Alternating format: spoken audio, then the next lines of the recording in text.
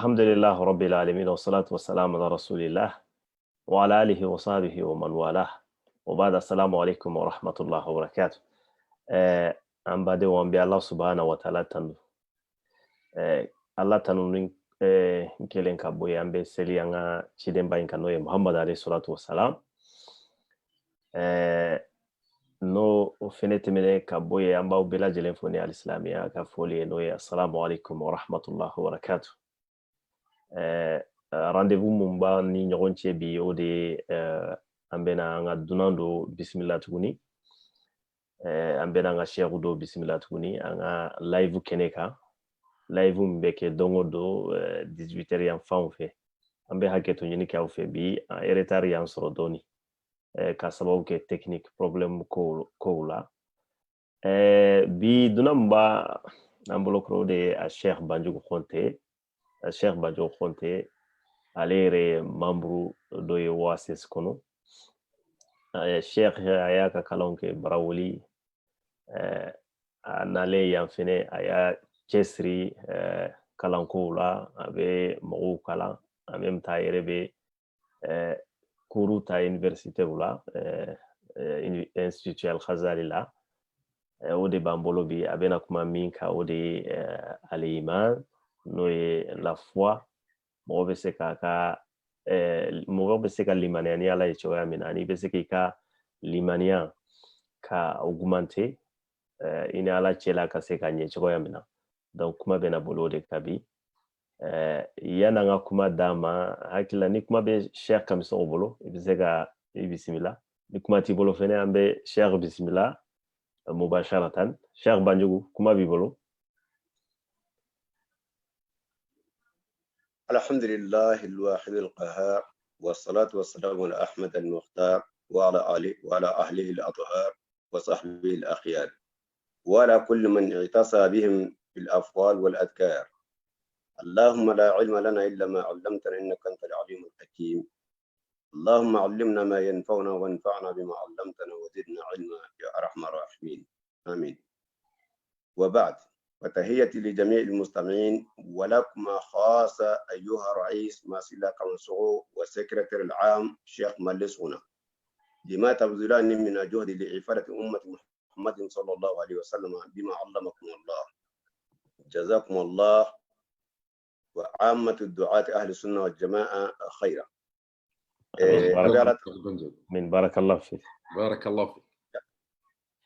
أمباراتانو masakele fama ba hine masa ni latige masa ale min ba ka jɔnw karaba ko bila sira ɲuman kan jɔn min mana diya an b'a deli a kan karaba kan bila sira ɲuman kan an b'a deli a ka kisi ni nɛɛma caman suru an kuntigi Muhamadu ka alladhi zallalatuhu al-ghamama wa huwa ra'ufun bil fuqara wal yatama wa huwa ash-shafi'u al-mudnibina yawm al-qiyamah. Ale Muhammadu min ni ka bɔ ɲɔgɔn nana dɛndɛ a kunna ka dɔ ni tile kalaya cɛ. Muhammadu min bɛ hinɛ fantanw na a bɛ hinɛ aliyatimɛw la. Muhammadu min sinilayara don yɛrɛtorobagaw minnu ye junubuw kɛ n'ale bɛ delili kɛ olu ye. An fana bɛ Ala deli a ka nɛɛma ni kisi caman suru ka bila o Muhammadu kan. N'a dunkew, a dunke minnu ni Ala yɛrɛ ye olu sɛnɛya. Ana jɛɲɔgɔn ni Ala ye olu suganti k'u k'a ma jɛɲɔgɔn ye. O jɔni n'a bɛ fɔ olu ma ko sahabaw. A dɔw b'a fɔ minnu jama bɛ taa ko 100 ani 400, o dɔw b'a fɔ 100 ani 20 o 40. Allahu a'lam. O tɛmɛnen fɛ an ka Sheikh ba fila an b'aw yɛrɛ fɔ kosɛbɛ, an bɛ lamɛnnikɛlaw fɔ. An ka président Masila Kamaso an ka secrétaire général Mades Kuna an ka foli belebeleba b'aw ye. Ale ye dɔnniya min kalifa aw la n'aw bɛ jija la su ani tile ka Ala ka mɔgɔw bilasira, Ala ka jɔnw bilasira. Ni Ala ye dɔnni min d'aw ma o bɛ ka an bɛ Ala deli aw bɛ jija min na Ala ka sira kɛ arijinɛ ye. Ani ahlu sunna wal jamaa welelikɛla bɛɛ lajɛlen ka taa sira dannen kan, jɛnɛ kan. An kana ɲina an ka sira ye min ye lamɛnnibagaw kuma ɲɛsinnen bɛ aw de ma. لا ننسى أننا من أمة محمد أمة وسطا an ka bi baro bɛ min kan o bɛ limaniya kan danganiya kuma la surunyana an bɛ don sujet kɔnɔ directement danganiya ale jɔlen bɛ fɛn wɔɔrɔ kan ni an ka hadisa dɔ b'an bolo a b'a fɔ hadisa jan dɔ la ni Jibrila nana alakira bɔre alayhi salatu wasalam ka ɲininka limaniya la a ko limaniya ye fɛn wɔɔrɔ ye o fɛn wɔɔrɔ b'a daminɛ min na an tu'mina billahi i ka limaniya ni ala ye an bɛ don min na komi bi n'i ye mɔgɔ caman ɲininka hali dɔnkilidalaw mɔgɔ bɛɛ lajɛlen bɛɛ bɛ tile ka la ilaha illallah fɔ dɔnkiliw la a bɛ fɔ kumaw la a bɛ fɔ baro kɛnɛw kan nka o t'a ɲɛ ye dɛ shartu de bɛ la ilaha illallah la n'i y'a mɛn ka danganiya ni ala ye a kɔrɔ tɛ k'i ka da la dɔrɔn ko ala bɛ o tɛ f'i ka da la i ka don la ilaha illallah ye kun min ye i ko alakira y'a fɔ ɲɛna alayhi salatu wassalam a ko ashhadu an la ilaha illallah wa anni rasulullah la yalqa Allah bihima abdun ghayra shakin fihima illa dakhala aljanna donc o b'a yira k'a fɔ la ilaha illallah min b'an bolo fitinin tɛ a ko jɔn si tɛ n'i bɛ ala kunbɛnni ni la ilaha illallah ye i sikalen foyi t'a la k'a fɔ ala ye kelen pe filanan t'a la a ka bato kɔnɔna na kelen de ni bato kan kan wala kira yɛrɛ ye ciden de ye ni dalen bɛ na ni sikalen t'a la pewu ko ni ye ala kunbɛnni de c'est à dire ni sara kani dɔ tɛ i dusukun na o sika foyi t'a la i fana bɛ don arijɛnɛ kɔnɔna na an ka sheikh ba dɔ tɛmɛna saudiya la a mɛnna a sekun tɔgɔ de ye ko hafidu ahmad al-hakami a ye kitabu dɔ dilan kitabu a y'a sɛbɛn ko 200 su'al wa jawab fil aqidah al-islamiyya kitabu in kɔnɔna na ko la ilaha illallah pour que a ka tigi nafa komi alakira y'a fɔ cogo min na a ka kɛ ten sharti wolonwula de b'a la ko a sharti wolonwula olu bɛɛ de ka dafa i bolo ni kelen y'a jɛ dɔrɔn a ti nafa o sharti fɔlɔfɔlɔ a ko al-ilm bima'naha nafyan wa ithbatan i ka la ilaha illallah i ka kɔrɔ dɔn a nana ka fɛn dɔ de gɛn ka bɔ yen sabula arabukan na an b'a fɔ Allah lamu min bɛ annafiyatu lil jinsi ila o kɔrɔ de arabukan na fɛn fɛn n'i y'a ta de ni e b'ale de bato n'i bɛ daba kasi ale de fɛ n'i b'i jigi sɛmɛ ale la o bɛ fɔ ila o kama an bɛ muannasu sɔrɔ a la an bɛ musanna sɔrɔ a la an b'a fɔ ilahani inda rafi wa ilahayni inda nasbi wa jar wa aliha a jamu ye o ye mais ni ala tɔgɔ la min ye Allahu ye jamu tɔgɔ la musanna t'a la sabu ale kelen pe de don donc an b'a fɔ ko fɛn fɛn mɔgɔ kan ka jigi da kan mɔgɔ kan ka batu iyyaka na'budu wa iyyaka nasta'in an bɛ ala kelen pe de batu an bɛ dɛmɛ ɲini ala kelen pe de fɛ donc ni fɛn fɛn sɔrɔla yen ni e bɛ jigi da o de kan ou bien n'i bɛ o de batu o kɔrɔ de ye ko e ka la ilaha illallah man ɲɛ i bolo kuma b'a fɛ ka min fɔ an b'a fɛ ka min fɔ nin yɔrɔ in na o kɔrɔ de mɔgɔ o mɔgɔ ni e ta yɔrɔ de ye moriw fɛ yen u bɛ somaw fɛ yen u b'o fɛn wɛrɛ u bɛ filɛlikɛlaw fɛ yen u bɛ ka fɛn wɛrɛ de ta k'a dulon i yɛrɛ la k'a fɔ o de bɛ kɛ e tanga u bɛ ka fɛn dɔ ta ka bila e fɛ k'o de bɛ k'i ka e n'i ka denbaya tanga u bɔtɔ la ka fɛn dɔ ta ka dulon i yɛrɛ la k'o de bɛ k'i tanga o i ka bolifɛn u mana kɛ fɛn fɛn o kɔrɔ de ye ko e bɔra la ilaha illallah kɔnɔna na ala kira filɛ ka kuma min fɔ nin ye e bɔra o kɔnɔna na nka ko a sarti kitabutigi ko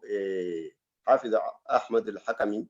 a ko a sarti fɔlɔfɔlɔ min ye i k'a dɔn fɔlɔ a ye mun de gɛn ka bɔ yen a ye mun de sabati donc a ye mun gɛn ka bɔ yen la ilaha batumafɛn si tɛ donc a ye batumafɛn bɛɛ gɛn ka bɔ yen ni danna yen a bɛ komi i yɛrɛ ko ala yɛrɛ tɛ yen sa ni danna nin yɔrɔ nin ma i tilala k'a fɔ illa harfu istisna Allah n'a kɛra ala ye donc i y'a bɛɛ gɛn ka bɔ yen tuma min na i sɔrɔla ka ala de sabati ka fɔ ala kelen pe de bɛ ale de ni bato kan o y'a sarti fɔlɔ ye i ko o kɔrɔ dɔ fɔlɔ k'a fɔ n bɛ ka kuma min fɔ ne ka kuma in yɛrɛ de kɔrɔ de ye nin ye minɛ k'i y'a kɔrɔ dɔ k'a bɔ kuma tɔw cɛ ma k'a fɔ masa si de tɛ min ni bato kan bɔra ala la n'i y'o dɔn ka bɔ tuma min na i bɛna a filanan sarti filanan na istiqanul qalbu biha dusukun ka danganiya n'a ye i ye kuma min fɔ dusukun ka danganiya nin ye k'a fɔ awa y'a fɔ a dalen de b'a la fana k'a fɔ tiɲɛ de don mais n'a y'a fɔ n'a ma da la fana nafa t'a la a ko a sabanan al-inqiyadu laha zahiran wa batina i k'i yɛrɛ kolon nin ye corona ani kelmana ikadala iki yero kola muna fenfe manana no bena ala tana de gira ka fo bini bla fevre de batola iki ba ola fenfe ça va, y a un problème? Non, continue. Tani kumai, cher. Fenfe na bena ka fo bena fende fara alaka ou bena fende fara alaka kam masala ou ka togula akam mankutula ikan ko gende kaboy ere kan ki yere kolon ka be la ilaha illallah ma mais la ilaha illallah e man ko omne kibo maîtriser ok l'état jalo galiban kibo ke mulde ko be yamano ede bi yere be o ويا سبانه أكو أننا القبول لها فلا يرد شيئا من لوازمها ومقتضياتها فين في إيكا سو أما إيكا بيد منه لا إله إلا الله فين في إيكا بيد منه إيكو أمبي دو يرون دولا إيكو أرابوكو على كلامه قراشوكو على كلامه أنسبلنا إلهك كاكا تجيم من كتوه أنا على نقول هو الله أمبي ما بيرون نفو يسمودي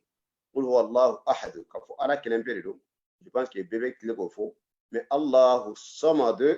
kafo ki jigi seme kata ala droma kafo ika ko bedi ala droma ko manin ma ka nyesi alama ka to alama ka nyini ala fe ka kla ka imana soro ka ala tanu o de mancha sabula bi amana soro heureusement Cheikh Masla de ningene sunun kunteni so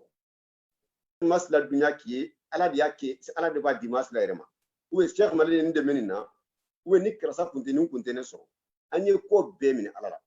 nan sigira bi hal gouvernement fanfelaw fe akira nya akira maliyo an be fen manan so kwan ka mogo de so ko accuser ko ke coupable anye fen be min la tigela donc ako ikaso a fen be de ma fen fe benana ikaso o be de ma na duruna al ikhlas fiha ikatlaka la sincérité akona na ika ikhlasu ta la ilaha illallah ke wali ukona na ibe fen fe ka kona la ilaha illallah akake ikhlasu kona na أورنا الصدق من صميم القلب لا باللسان فقط أكاك بدي تكون لا أكناك نندرون كده أكاك مين بك فلا إله إلا الله مين بيتالا بدي تكون أتندي كفو vraiment مساتي مساميني باتو كانا نابور على لا ونيني ربي فنيني مبانيني أو على كلين دفي ونيني فن صرفنا بو على كلين دتانو أورون فلانا نويا اللباي أكو المحبة لها والأهلها إكا لا إله إلا الله في إكا لا إله إلا الله دنجو في ومنهم كل لا إله إلا الله نبو سومي إكا كأولو في منهم كل لا إله إلا الله نبكا كوالي بارا إكا أولو كانوا إنو أولو إكا كوكا يوان في منهم بنا كتو تاكي جوسوني موري باتو نسوما باتو نجيني شيطاني باتو دي إفنا كا أولو كون imu kon kafo jole mandire no yu konde ube kaminke o benentima ninye shartu wolon blay la ilaha illallah ka no okanga kibolo ga ala batonay ni no ulu dafar ni olon blay dafar bolo ina so ki yero ala kira ka kuma ngonana kafo mogo shite na nabi ala benyoya kasro ni kuma ba bolo ka dane mbara kafo ala kelen perido flananta la bato konana ala kira fana aka cidende ko fo ya soro aka do arjana konana atigi be do arjana konana pour que ika profita la akina fa ni charte wolom la kaka woyedi mania joro fule ako a joro flana no jonse flana ako wa malaikatihi ikali manani ala kamal kewye Cheikh Malé alendo admadon ganga famia wala ka danfe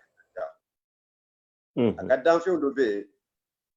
ulu ante uluye ulu ba anye ulu e mando ulu de jinawe admadon kanka to afo malkew fana femine difference mba ani malkew jinaw che wodi malkew dalendo kabon noro la malkew te furu ute kanuke ute dumunike ute jimi adagalen ta ma anka fo chewdo ube musowdo ute ala soso wa alamanu nyamara femina ubo odeke mo su dando wa fanga bula malika kelen abese adamaden bela jirena way ala yere kala tigi ku kacha mo tu dando mais an kon bado kafo ala ni ala kiro fanyana alayhi salatu wassalam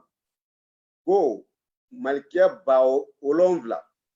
malka ba bi olonvla 70,000 pour être ba bi olonvla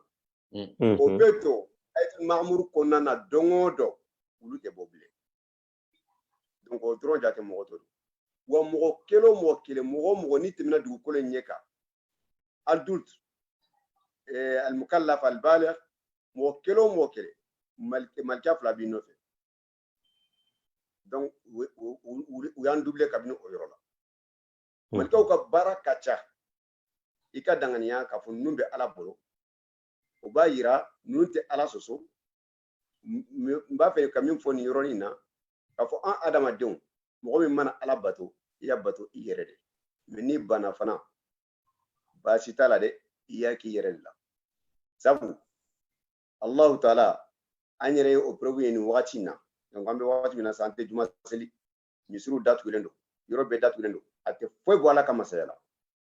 wa ambe mesel wati me o te foi frala kama sala tombe ala bolo ube ka ala bato je pense que ambe ya ni hal kono nu lakata al kaba munumunu la uya an kumbe ka fe réseaux sociaux ko ni ka kono tara tawafula ala yirana ka fo hal jiko no fen pengeno foite ala soso ona bara fen fulala akacha adama de ani jine fana be ulu tlaro kata ulu fana tlalendo tlaro fula iko anyere be ten chokomina islamion ani kafiru bala ulu dara kabo tasmala ante ulu fana ye iko ante malikaw ye chokomina me ulu ni fana ni malikaw te kene malikaw foite te malikaw na kumimbe ala soso mo malikaw dara no kabo norla me jine ko ni ante ulu ye ulu be balo chogodi ulu be dumunike ube jimi ube furu ulu be balo anga kolo minum be fili anga dumunito oda to wakata ko uba fanyana na ye ni dumuni sigi ka datu ube balo yoro jmena ube balo anchema mais surtout chetane ulu be balo yoro nogale unna anga shekhu do de la ka fanyana akilibala ko anga fanga dimsini na halu be ta masraka egu danu ani fennu kana tagamaka chetanu yoro chetanu sigi yoro de yoro nogale ñegon kono non kana me idon tala do bala ka fo ni be kelema la fenfe les égouts kaka ma bala dimsenu ku ma bala parce que akacha ni chetanu do kana na frege wana parce que chetanu ka yoro de ule jinoye bo na fen anyere adama deun ni alay enfana fsani jinoye sabla je pense que tidem nana abena na adama deun de la jino de betugu tidem mana na ubetugu o wati ka tidem ko kana bla fanka tidem nyuma ina no e tidem la bain muhammadun sallallahu alaihi wasallam oya jose do a jose de fana no e sabana na meno fo no e kitabu ye sanfe kitabu qur'ani ye min fo nyana wala ay duru de fo nyana ni manyina no e qur'ani yere kele ani taurata no nana musa nana ni oye ani injil ni isa nana ni oye ni zabur ni nabillahi daud nana ni oye ani suhuf ibrahim ni abul anbiya no nana ni oye alayhim afdal salatu wassalam nun kitabun nun be fana be bae qur'ani wala be fenfe be ni kitabun nun be konana a be soro qur'ani konana ima ko fenfe la ni kitabun nun konana iba be soro qur'ani konana qur'ani no e hizbu biolon vlae no yatla juzu kaza ke salasina ajiza juz bisaba sura kemeni tannani qur'ani fana atlalan do tlaro sabama iko ala kaya fanyana hadisa do ko suratul ikhlas abe ta'dil sulusul qur'an o qur'an tlalan do tlaro sabama atlaro folo no tawhidiyye nambo o manda be kam o la bidoni o da tanda mara suratul ikhlas la ani khisaw folo minun temena lubala asabana o e sharawe ka fonin dagalendo ni harameren o qur'ani siglembe nun sabarika asigiro limana asigiro nanina o ye ka limaniya ni cidenw ye k'a fɔ ala ye mɔgɔw de don suganti mukhlasin arabukan na mukhlas ismu mafulu de don mukhlis o ismu fa'il ye yakunu rajulu mukhlisan amma yakun mukhlasan o ye ala yɛrɛ de y'a kɛ a ye donc o kɔrɔ ye ko olu ye masumu de illa ibadallahi mukhlasin n'a kɛra mukhlasu ye o ye ala yɛrɛ de ye o kɛ ikhlasu ye o ye masumu de ye a ka ca cɛtani tɛ se ka fɛn k'a la o tɛ se ka o tanganen don hali n'a ka d'a ye k'a kɛ ala y'a tanga a t'a kɛ a bɛ sɔrɔ an cɛ ma rajulun khalis ne y'a sulasiw ismu fa'il ye n'an y'a kɛ urubayi a bɛ kɛ mukhlis bi kasri lam o yɛrɛ de y'a yɛrɛ jija ka kɛ mukhlisu ye o bɛ se ka fili n'a bɛ sira bila ala bɛ tila ka hinɛ la k'a kanda ka bila sira ɲuman kan ala ka hinɛ na k'an kɛ minal mukhlisin ok nabi ɲuman olu ye cidenw olu ye olu de a dagalen don a ma diya kɔ da an kan n'an kan bɛ limaniya an ka limaniya ni cidenw ye a fɔ ala ye mɔgɔw de ci a ma n'u nana ka yira na ala bɛ bato cogo min na ala tɛ bato kun fɛ n'a kun ka di ala ye a kun b'a fɔ dɔrɔn a ye bato bɛɛ b'a bato cogo min mana diya mais non a ka d'a ye an ka bato cogoya dɔ de la hali seli a ye ciden bila ka na a k'a kɛ tan a k'a kɛ tan a k'a kɛ tan donc ni e y'o bila yɛrɛ bonya kama ou bien kanajɛlɛya kama k'a fɔ non non non ne nana k'an fa sɔrɔ sira dɔ de kan an bɛ ka fɛn na ko ala kira kɔta i ko sheikh l'islam b'a fɔ a ka lamɛn la waza stadalla yaqulu qala al akhtal i bɛ ka sira yira la a bɛ ka taa yɔrɔ wɛrɛ fɔ karisa kɔta karisa kɔta an bɛ ka fɔ ala kɔta ala kira kɔta i bɛ ka fɔ karisa kɔta diinɛ tɛ o ye diinɛ tɛ taa kun fɛ hakilina tɛ a sɛbɛnnen de don ka taa ala kira la ka na bila bi la ala kira yɛrɛ ye kurani dɔ ye n'a bɛ tagama dugukolo ɲɛ kan hadisaw fana bɛ yen dɔw fana bɛ yen olu fana ka tigɛ n'i y'a fɔ ɲɛna n'i y'a hadisa fɔ ɲɛna a b'a fɔ non fo ka kɛ kurani kɔnɔna na nin yɔrɔnin na an bɛ profiter ka explication fitinin d'u ma o la je pense que caman t'a dɔn dɛ kurani bɛ hadisa bɛ hadisul qudsi bɛ différence jumɛn de b'u ni ɲɔgɔn cɛ ala kira yɛrɛ ye kurani tagamatora de kurani balolen de an ɲɛ ka déjà donc an bɛ exemple bɛɛ ta ale kan kurani ale nana ka bɔ ala fɛ lafzan wa ma'anan foyi tɛ se ka yɛlɛma o la ala tanganen don ala fɛ mɔgɔ tɛ se ka yɛlɛma don a la o de y'a to ala ye fɛn bila n taara an b'a fɔ bamanankan na cogo min na tahadda Allah k'a fɔ ni mɔgɔ min sera ka na ni sura kelen ye ou sura tan ye a ko sura tan o ma se a sɔrɔla k'a fɔ sura kelen parce que o bɔra ala fɛ a y'u la dɛsɛ barakallahu fika ya sheikh ala ye arabu la dɛsɛ kurasiw la dɛsɛ malgré u bɛ kuma don mais ala y'u la dɛsɛ k'a fɔ ni mɔgɔ min sera ka na ni sura kelen ye kuran kɔnɔna mɔgɔ ma se a ko sura tan mɔgɔ ma se a ko sura kelen mɔgɔ ma se donc o ye kuran ye an bɛ seli kɛ ni o de ye o de la an bɛ seli kɛ ni kuran de ye ale bɔra ala yɔrɔ tɛ dɛ hadisul qudsi ale nana maanan duna lafzan ale mana de dira ala kira ma ala kira yɛrɛ de ye a ka lafzu fɔ la donc ale ka mana nana o de y'a to dɔyifu bɛ sɔrɔ o la parce que mɔgɔ bɛ se ka o nkalon da ala kira la nkalontigɛla dɔ bɛ se k'a fɔ ko ala kira ko a ye nin mɛn ala la imma yarwi an rabbihi wa qala rasulullah sallallahu alaihi wasallam wa qala allah azza wa jalla mana de dira ala kama ala kira yɛrɛ ye lafzun fɔ o de y'a to olu bɛ se ka yɛlɛma bɛ se ka don o la seli tɛ se ka kɛ n'a ye wa dɔyifu bɛ sɔrɔ a la o hadisa yɛrɛ o ye ala kira ka kɛwalew a n'a ka fɔtaw ani minnu kɛra a ɲɛna a ye réaction min k'a la jate bɛ ta olu la o ye hadisa ye donc n'a fɔra k'a fɔ ala kira kɔta n'a sahara kɔni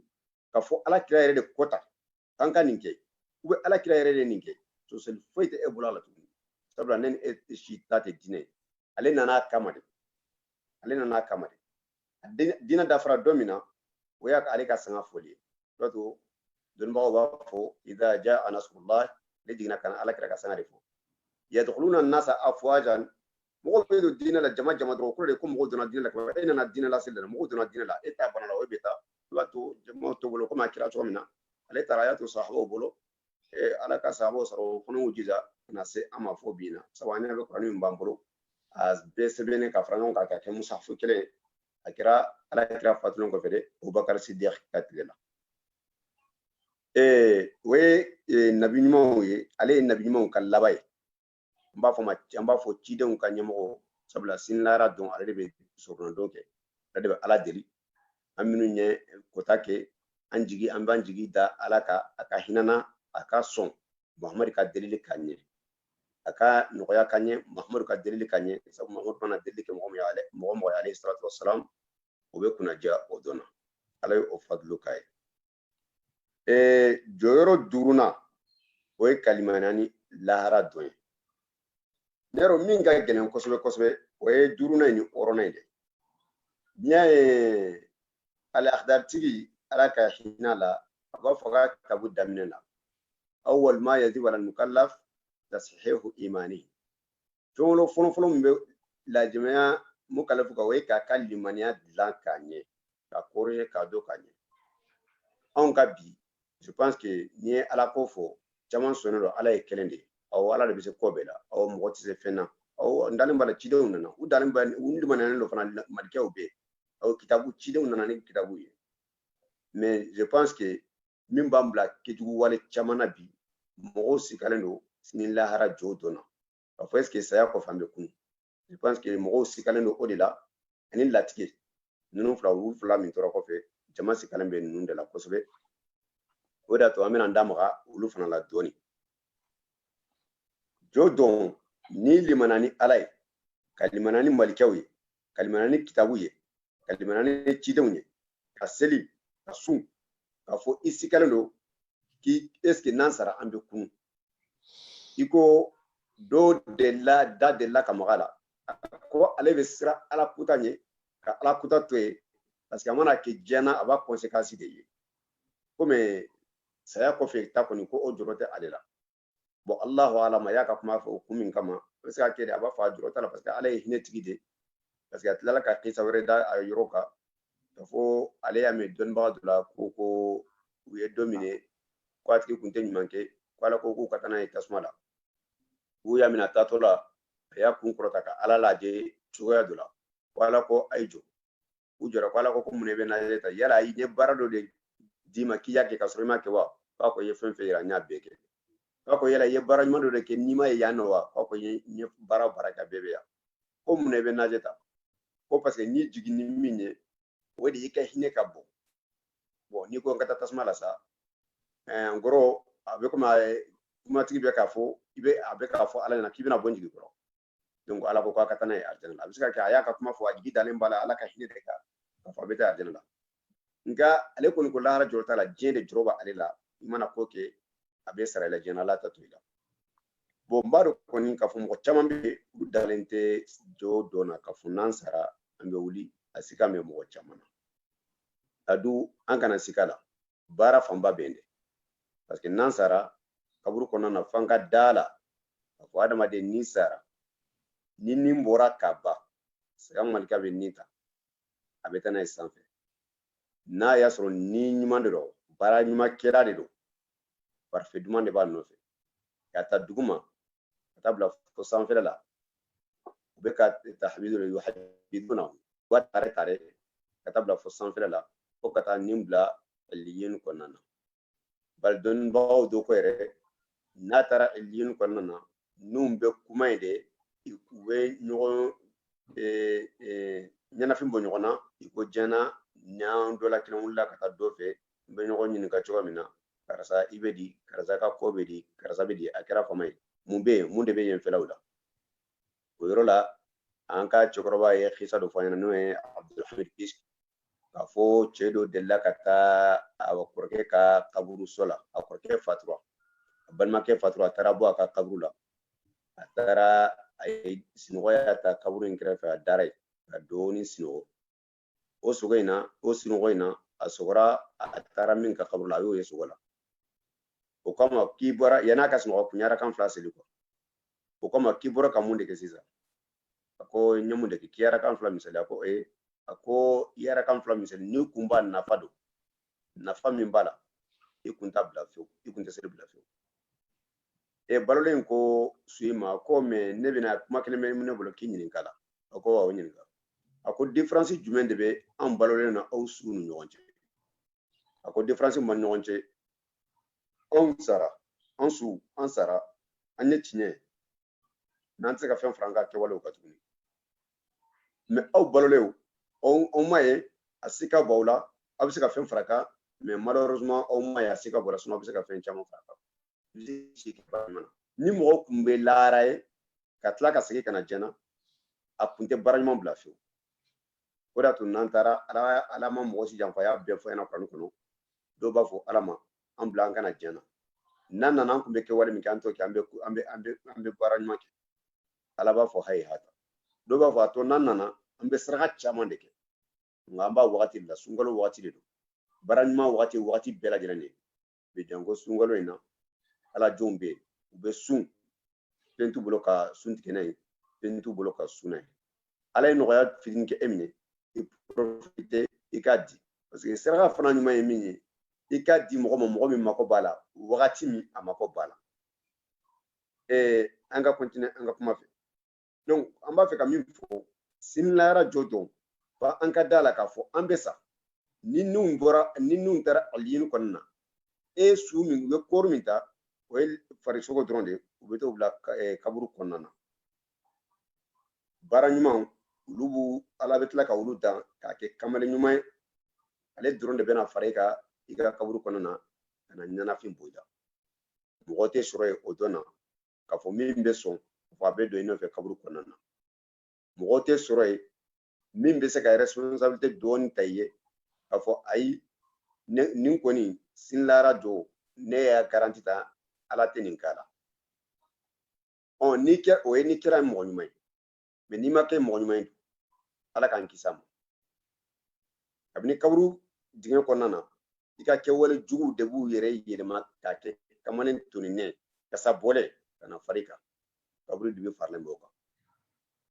sa ani ɲangata min bɛ kalaya min bɛ kaburu kɔnɔna na o faralen bɛ o kan mais o n'a ta o ta gɛlɛya o gɛlɛya b'i ka kaburu kɔnɔna na ni wulila ni buru fiyɛla ni wulila o fana hami n'a jɔrɔ o ka gɛlɛn min kun bɛ kaburu kɔnɔ min kun b'i ka kaburu kɔnɔna silamɛ i seginna jɛna cogo o cogo ni nin bɔra kabini dɔ min na saya malika nana jɔ i kunna don o don dɔ de bɛ fara i ka hɛrɛ kɛ ka taa fɛ don o don i bɛ don kaburu kɔnɔna na dɔ farala hɛrɛ kan i bɛ bɔ kaburu kɔnɔna na jɔ dɔ la dɔ fana bɛ fara kan dɔ bɔ jɔ dɔ la i bɛ taa alijana kɔnɔna na dɔ bɛ fara kan don o don dɔ de bɛ fara kan a tɛ jɔ mais kafiri ani kɛwale jugu kɛla ala k'an kisi a ma an b'an kan fili ka tila ka segin a kan filan kafiya sabula mun an bɛ k'an sisa kan baara de tɛ baara min ka jugu n'a ye baara kɛlɛ min ni ala y'a yira n na kuranɛ kɔnɔna na k'a fɔ ni sara ni k'i to a kan k'a t'a yafa fiyewu o ye ka filanan fara ala kan mɔgɔ si kana irisigi ta a yɔrɔ la i bɛ irisigi ta ka t'i yɛrɛ bila ko dɔ la o ye filɛlikɛlaw ye moriw fɛ n dɛmɛ n fama n ma se ka baara sɔrɔ n dɛmɛ sɛbɛnko la n dɛmɛ musoko la n dɛmɛ cɛko la n dɛmɛ denko la adamaden tɛ se ka foyi kɛ a fɔ a mɔgɔninfinɲɔgɔn ye fɛn kelen min bɛ se ka fɛn kɛ o ye masa taala yɛrɛ ye ale de bɛ se ka kow bɛɛ lajɛlen na n da bɛna sɔgɔma n'an donna latigɛ kɔnɔna na donc ni wulila jo tan na ala b'o fɔ a ɲɛna suratu kaf kɔnɔna na kɛwale jugu kɛla a bɔtɔ la a ka kaburu kɔnɔna na a bɛ malika fila jɔlen sɔrɔ a ka kaburu da la a bɛ wuli dɔrɔn u b'a minɛ k'a siri a ka dokuma bɛ dɔ bolo u bɛ taa n'a ye jo dɔ kɛnɛ kan k'a ka dokuma yira foyi t'a kɔnɔ kɛjugu kɔ foyi t'a kɔnɔ filankafiya baaraw kɔ n'i bɛ filankafiya la i ka baara foyi tɛ minɛ a bɛɛ a b'a mantu la i bɛ ka ko kɛ ala t'a minɛ ni filankafiya fitinin b'i ka baara la ala t'i ka kɛwalew minɛ i jija i k'o b'i ka baara la a baara jugu tɔ a ka ca ala fɛ ala na hinɛ la ka olu yafa a ma fɔ a ka ɲi dɛ n ma fɔ a ka ɲi an ko min ka jugu n'a bɛɛ an da bɛ ka mɔgɔw dilan bi n'o ye filankafiya ye komi adamaden fana tɛ se ka kɛ fewu ka fɔ mɔgɔ tɛ jungula baara kɛ i yɛrɛ tanga cogo o cogo mɔgɔ i bɛ jungu fitinin dɔ kɛ ala fana bɛ olu yafa sabula hinɛ tigi de don u mana taa ne k'a ka kɛwalew yira ale fana bɛ sɔrɔ k'a tɛgɛ ɲɛsin a ka mori ma ko ala karisa de ko ne ko ale fɛ k'ale bɛ se ko la ale de ne bila nin na dɛ mori fana b'i kun cɛ ka bɔ a kɔrɔ k'a fɔ ayi kana danna ne m'i wele ka na abe fana ba tiganya saka jina shetano ma afo nundo ko ube se kola alaba fo la taqtasimu la de ya kana kele kele fo ite ele bana be auka o wasara be ka do idoro la no etasma ala kan kisama kola min tara murin bari ube ka fo ko ala o neso nasa tasma do kon kera ma wajibe me kum nunde kera sababu kan la fi ne fana be anyin efe ika nunu na jigi yoro jugula tasma yoro jugula ika yangata double nunu ka atmene ka nunu ba fa kana fen fama anda tala mo ami wele kana yere dina ni yere ma donc ala kan kiso ma u be soro jojo de fe tasma donné ala kan kisama ala kan ke arjeno kun mo namboray alkiyama don ame no e limania don se durune no e jakoy anka limanani oy ka fo ala e kelenye malikew be kitabu be cidon be jodo be arjenen jahanaba be ambeta suratu tige ambedo kaburu kon nambe nyininga nambore ambedo latige latige fana nyagamin do chaman bolo bal latige nyagamin do hal don bago yere bolo sabla sosali achayara kosobe niye jatemne mutazila mo luko latige adamaden de baki ala kuni adamaden da me adamaden be ke walo ke waleke akira nyuma akira juma e yere de bodla ala ni rotola o kore kama arabi minana isinara ambe ka jamaru to fana bo fo o jomo me ko al mutazila ante wulla de ambe ku ka hakilna de fo kayira ka fo latige mankan ka chay luko fenfe ala adamaden da me fenfe ni adamaden de baki adamaden yere de bodla adamaden yere de bodla ika ke wale be ala ka niro foitala ala ta dan ala ti décider ala ka foitala atala nini ira ala ka ira da foitala ira da be la nini wo ira da beke jaburiya mo luko ayi nu ma chiefo luko ko fenfe ala ye adamaden da la ka ke wale da fenfe je ko ni ba ki ka ke walo ki wale ire de ala de abedla kadima katla ki ijagwa kibla kella ala de ijagwa kibla bekella ire ma ire tika foike ala de ka desida abeka ulu be nyoso sura ni kuma damna na nyafo gona hanu ummata muhammad ummata wasata ambe chamantirla toujours anga dinen anta geleya anta noya an kon be chamantirla toujours an ahlus sunna wal jamaa ani munde ta yorola anko ay ala ko qur'ani kono wallahu khalaqakum wama ta'malun ala de unda ala da ke waluda nka décision sa e yere de bota ka barake ambe tla ka sige kana hadisa jami nanye ambe kalimanya jonso konte ka bara o hadisa ndamina la astaflo hadisa ndamina abo hadisa la o nyafe don ni tamatun 40 konana no hadisa no besro muslim konana wa innamal a'mal binniyat baraw benin nganyade donc adama dembe minani baray muna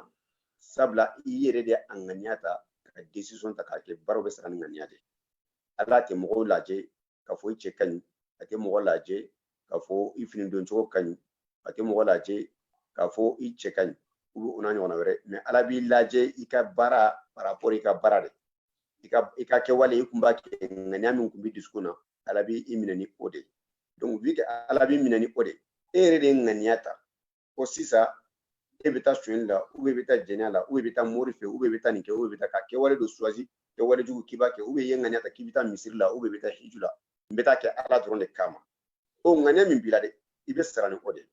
me ka ke wale nke etsiga foit la yere ala di bake me yoro do de be abe fo al azm ida azamta fatawakkal ala allah c'est-à-dire c'est la ligne rouge wode ni temino ko do kon iyere deson da ka ke fewtina sigi ko bile tout de suite inna ma'muru idha arada sha'na an yaqula lahu kun fayakun donc ala ba fo o ke wale ma kedro avec ala de ke wale ndla ka di e ma ka dai kan nganya ka ika so ka ke me yere te foitla way ahlus sunna wal jamaa o kan ngani o ka hakilne wala maligere mutazila ko ta jaburiya mo ko ta mbora kanga dalilu do fo Qur'an kono ala yo fo Qur'an kono wallahu khalaqakum wama ta'malun no be suratu safat kono obe yoro dara fana aba fo ala lahul khalqu wal amr tabarakallahu rabbul alamin ni ala yere de aka ko betla ambe bara min kew an yero ala de ambe da ala de anga ko betla ala de anga fembe dama Ousseyn Cheikh la Cheikh je pense que Antlo bila Cheikh Banjogu. Antlo bena. Antlo bila. Ala kam beso. Amin amin. Ok, bon, oui, latige yore. Mais an ga bi ni hakilina nunu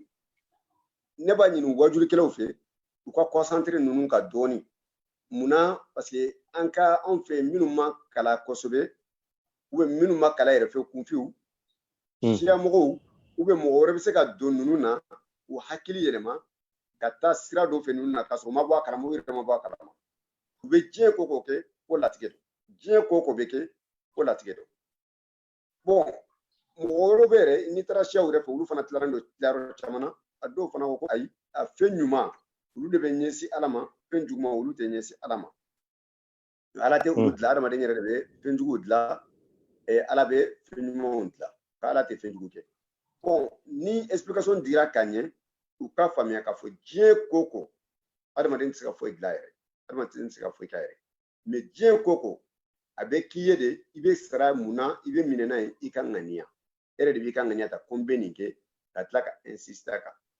i ma ye tuma dɔ la e yɛrɛ bɛ wuli k'i bɛ taa ko dɔ kɛ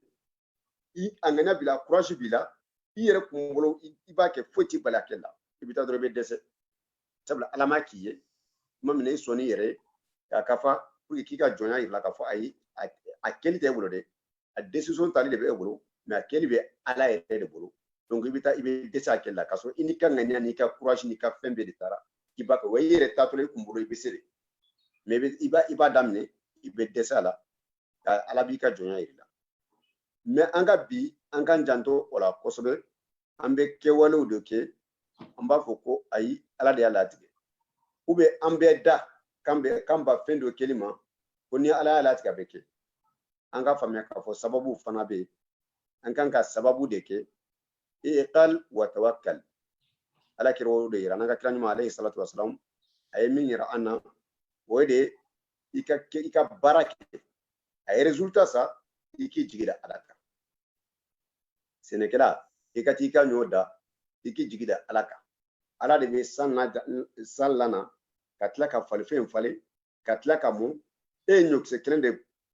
da a bɛ bɔ a bɛ se ka kɛ ɲɔkisɛ 1000 o bɛ ala de bolo tuma min na i y'i jigi da kan sinon e ka se ko foyi t'a bɔli la i ka baara bɛɛ bɛ kɛ diɲɛ ko ko i b'a kɛ e b'a kɛ ka sɔrɔ k'i jigi da ala kan a bɛ laban cogo min na a bɛ kɛ cogo min na o bɛ ala yɛrɛ de bolo a mana ala diya cogo min na k'a kɛ cogo min na a bɛ kɛ ten mais kana kɛ fana ko mana kɛ ko nin bɛɛ latigɛ de ala de y'a latigɛ ala y'a latigɛ o ye tiɲɛ mais e fana y'a laɲini a dara e ka ŋaniya de kan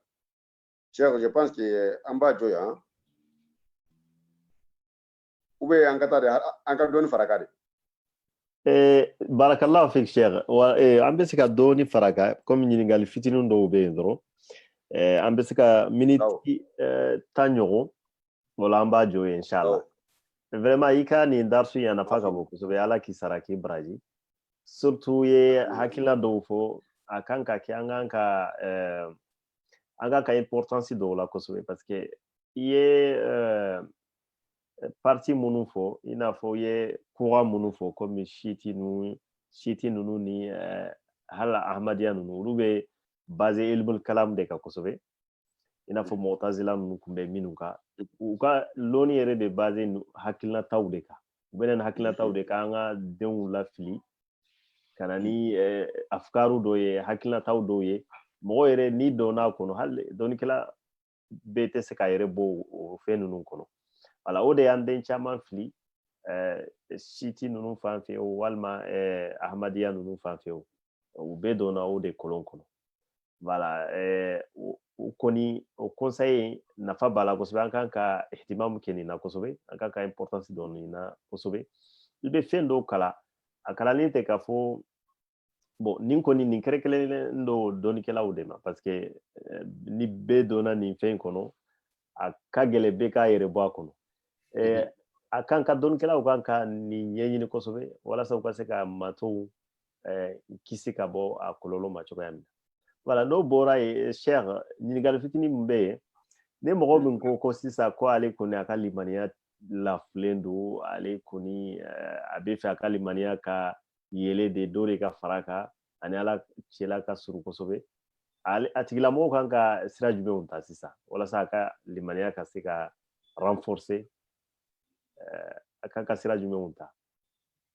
ala k'an bɛ sababa ma amin ya rabbi mun kun ka di ne ye Cheikh Masila an ka Cheikh sigilen don ale ka ɲininkali ninnu jaabi ayi Cheikh ene b'u jaabi sa تفضل شيخ تفضل ene ka darsu inshallah تفضل ala k'an bɛ sababa ma آمين mɔgɔ min mana sika a ka limaniya la k'a fɔ a ka limaniya lanfɔra a ka kan ka mun de kɛ pour que a ka limaniya ka yɛlɛ bon an bɛ conseil min d'a ma o ye de a ka ɲɛsin alabato ma a ka ɲɛsin alajo ma mɔgɔ ɲumanw sigi ɲɔgɔnya a ka to ka mɔgɔ ɲumanw na baro ɲɔgɔnya a ka to ka kurani kala surtout a ka ɲɛsin seli fana ma inna salata tanha anil fahsha'i wal munkar mais an bɛ conseil kelen di seli yɔrɔ la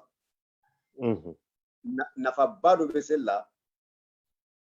mɔgɔ caman t'a dɔn Cheikh Malɛ n'i donna seli la i k'i jija i k'i concentré kosɛbɛ a ɲuman ye min ye i bɛ ka min fɔ i k'a kɔrɔ dɔn i bɛ ka min fɔ i k'a dɔn i bɛ ka min fɔ mais n'i ma se k'o kɛ i ka minɛ i dusukun na k'a fɔ e jɔlen don ala de jɔlen don i ɲɛ kɔrɔ i bɛ ka kuma ni ala de i ka hakili bɔ fɛn ba kɛ i k'i hakili don ala kan a ka ca ala fɛ i bɛ tila i ka seli fana ka taa sɔgɔma fajiri la ka taa bila sɔgɔma i bɛ tila yɔrɔ o yɔrɔ